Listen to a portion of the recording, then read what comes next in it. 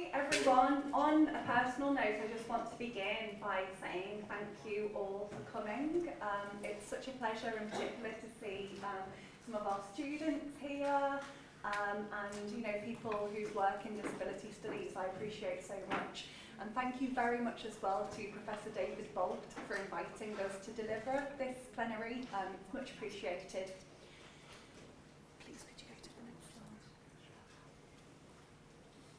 As argued by David Heavey, charities advertising is, in quotes, predicated on the social non-worth of disabled people, creating a division between the so-called big-hearted, i.e. benevolent non-disabled people, and the, in quotes, disabled beggars.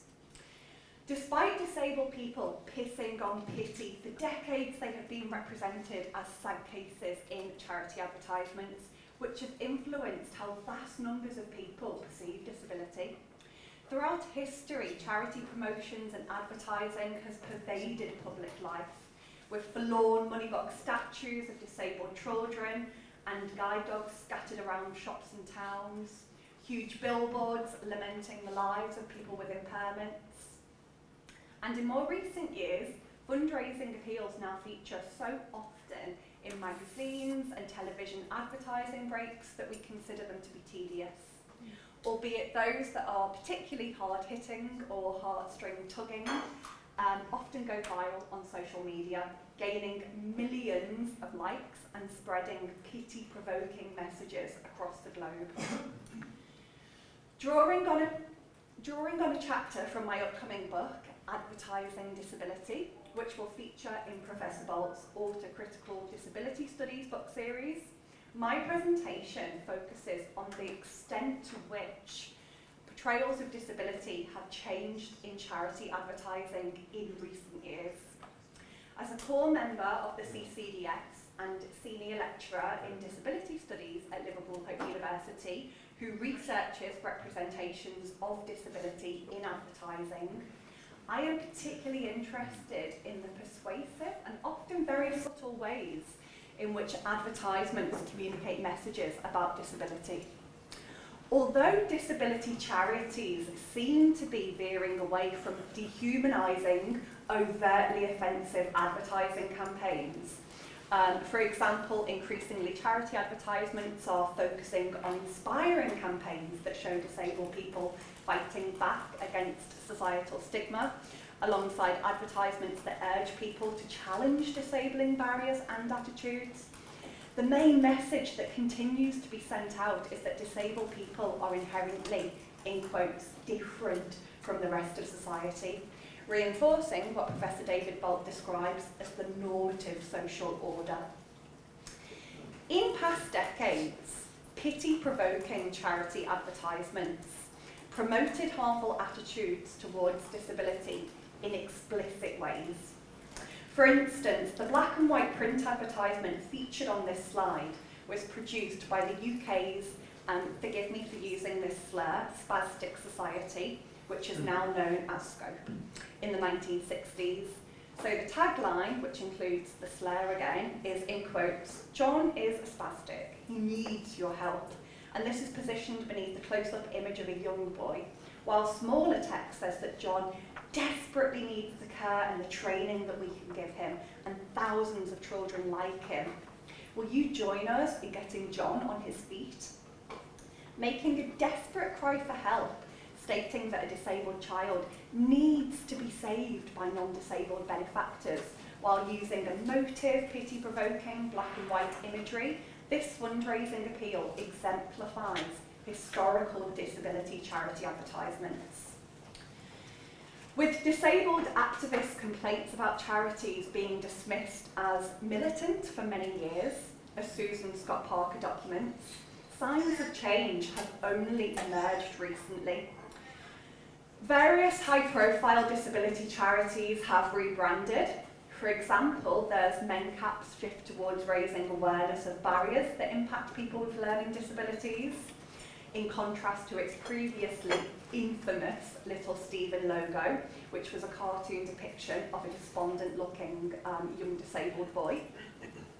The notion that sad sells is now much less popular in charity advertising, with donate and dash appeals being replaced by campaigns that encourage audience to invest in charities' missions and values.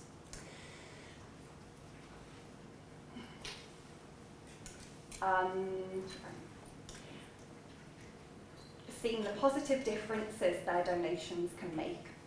However, despite its increasingly positive veneer, charity advertising continues to promote paternalistic attitudes towards disabled people, implying that their happiness and ability to make the most out of life depends on kind-hearted, non-disabled benefactors. While disability charity advertisements often leave non-disabled audiences with warm, fuzzy feelings, they other disabled people, treating them as though their main desire in life is receiving mercy from other people. Okay, so given the financial repercussions associated with the COVID-19 pandemic, the cost of living crisis, and growing scrutiny towards how charities manage their affairs, with members of the public frequently dismissing high-profile charities as businesses rather than good causes, donations to charities have hit an unprecedented low in the UK. In particular, audiences are increasingly cynical towards charities' advertisements, criticising them as marketing ploys and feeling more inspired when advertisements show them the positive results of their generosity. Contemporary appeals typically associate donating to charities with uplifting sentiments, such as feeling proud that you are someone who cares about people and is inspired to help people who are worse off than you, while also enjoying a sense of reassurance that your altruistic acts will buy you good karma. This emphasis on positive mindsets, persuading audiences that an optimistic, go-getting approach to life is the key to bringing about change, is part of a wider popular trend that is now constantly promoted and commodified in advertising and wider society, of being the change that you want to see in the world. While I don't have sufficient time now to expand on this point, critiquing how neoliberal ideology seeks to persuade individuals that they are responsible for righting the wrongs of society, and in ways that typically boil down to consumerist acts working on the self and just being more productive. This argument is explored in depth in my book, Advertising Disability.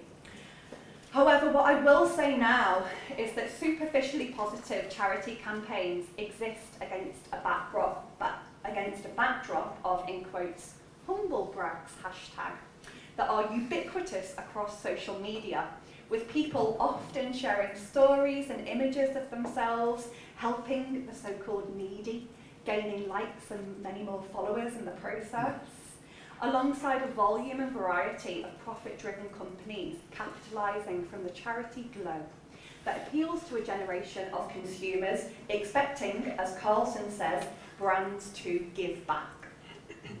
Rather than being forces for good, for instance by challenging the demeaning and disabling stereotypes that charities have played a huge role in constructing over the decades, contemporary charity advertising overwhelmingly targets non-disabled audiences' egoistic needs for feeling good.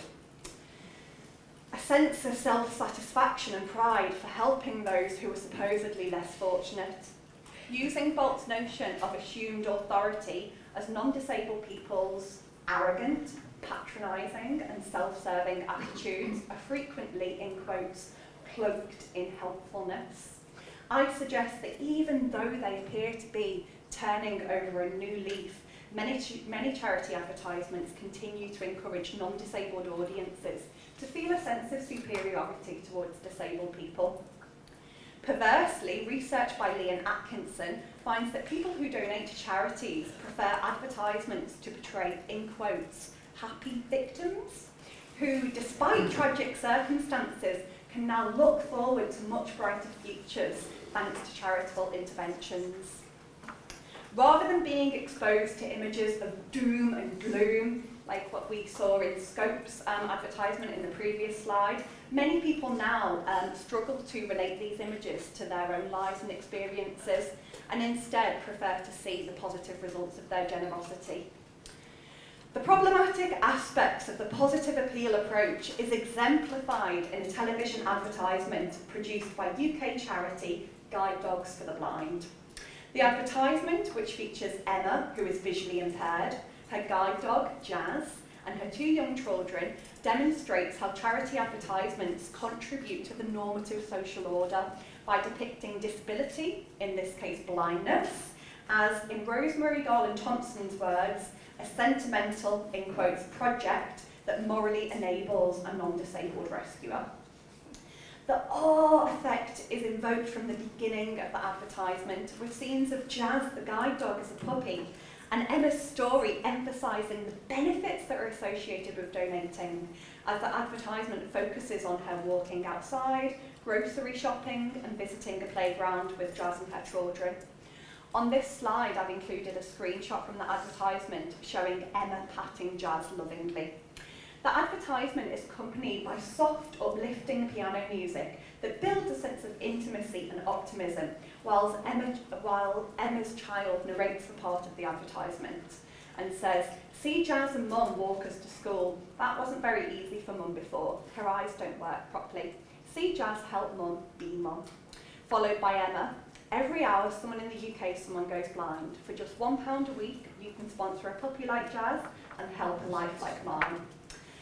However, in previous research where I've interviewed women who are visually impaired about advertisements that represent blindness, this advertisement in particular has drawn a lot of criticism.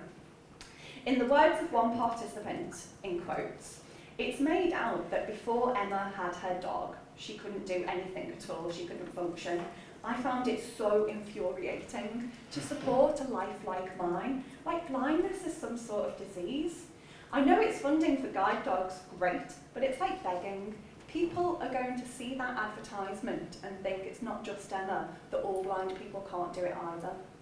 I know that losing sight is difficult, so as I mentioned, this participant had visual impairments themselves, and there will be people in Emma's position, but she's being made to be a victim of her circumstances. Because of ads like this, people perceive that all blind people should have guide dogs, unless you have one and you're just a bit crap and you're not functioning.